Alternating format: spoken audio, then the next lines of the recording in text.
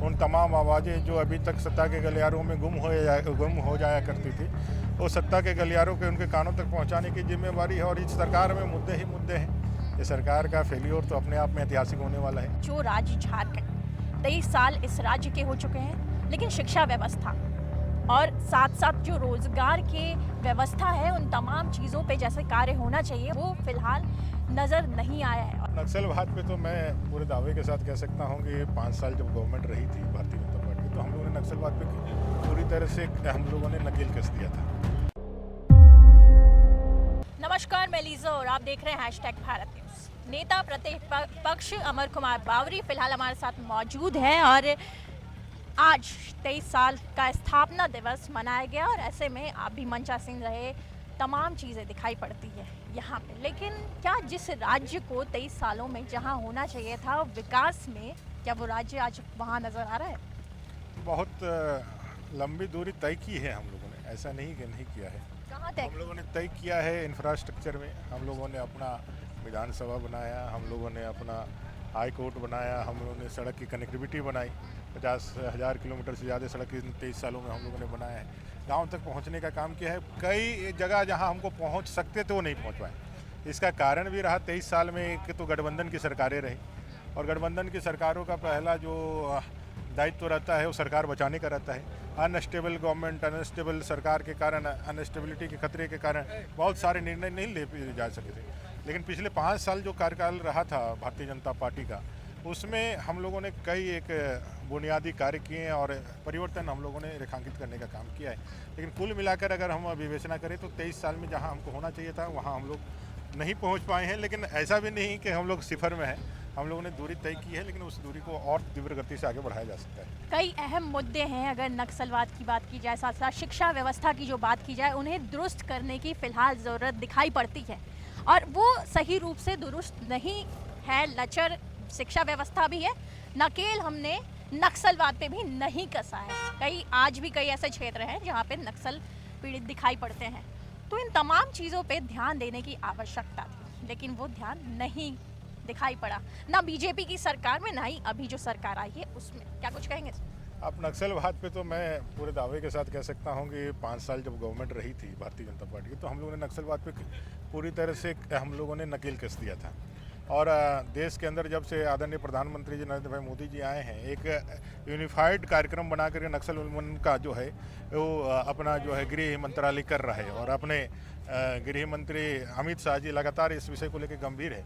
और आप देखे होंगे झारखंड के अंदर भी वो नक्सल विरोधी अभियान के चलते बूढ़ा पहाड़ को जो है हम लोगों ने वो नक्सल उन्मूलन के लिए किया है।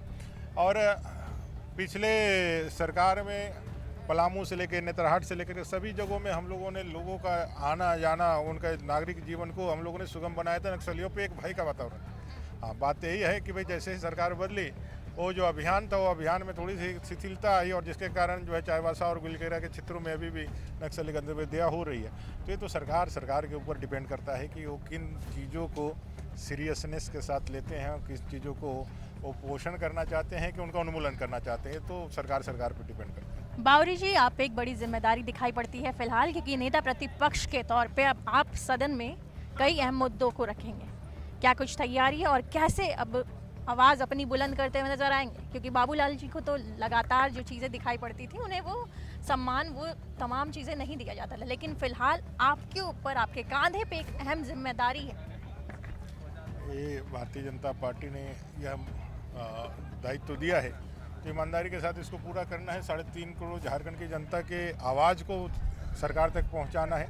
उन तमाम आवाज़ें जो अभी तक सत्ता के गलियारों में गुम हो जाया करती थी, वो सत्ता के गलियारों के उनके कानों तक पहुंचाने की जिम्मेवारी है। और इस सरकार में मुद्दे ही मुद्दे हैं।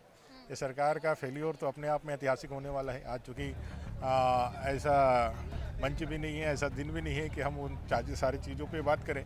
उनके लिए और भी दिन है। लेकिन मैं इतना ज़रूर कर सकता हूँ कि इस सरकार के तमाम गलत कार्यों को, तमाम बातों को, जिससे झारखंड की जनता ने अपने आप को ठगा हुआ पाया है, उसको जनता के बीच में ले जाना और इस सरकार को उन तमाम चीज़ों को याद दिला करके पब्लिक के प्रति अकाउंटेबल बनाना कर, ये पूरी कोशिश हम लोग की रहेगी। सदन की कार्यवाही चलती है और ऐसे में कई विधायकों का आचरण जो रहता है वो सदन के अनुरूप नहीं दिखाई पड़ता है, और ऐसे में जो जनता के मुद्दे हैं वो पीछे नजर आते हैं। बावरी जी, तो उन तमाम चीज़ों पे कैसे कहा?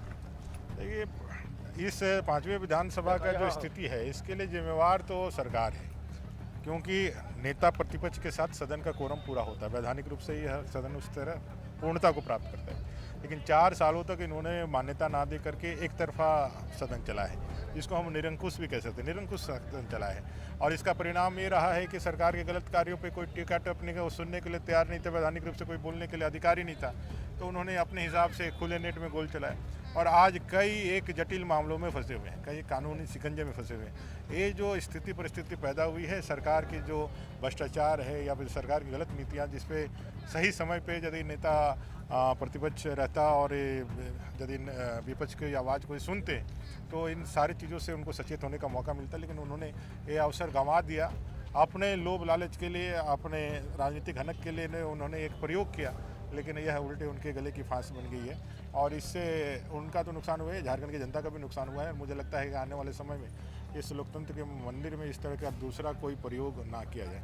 बहुत बहुत शुक्रिया हमारे साथ जुड़ने के लिए। नेता प्रतिपक्ष अमर कुमार बावरी फिलहाल हमारे साथ मौजूद थे, जिन्होंने सरकार पे सीधे तौर पे निशाना साधा। वहीं अगर विकास की बात की जाए, झारखंड 23 सालों में विकास के मुकाम पे कहाँ मौजूद है, कहाँ पहुँचा है, उन तमाम चीज़ों पे उन्होंने चर्चा की।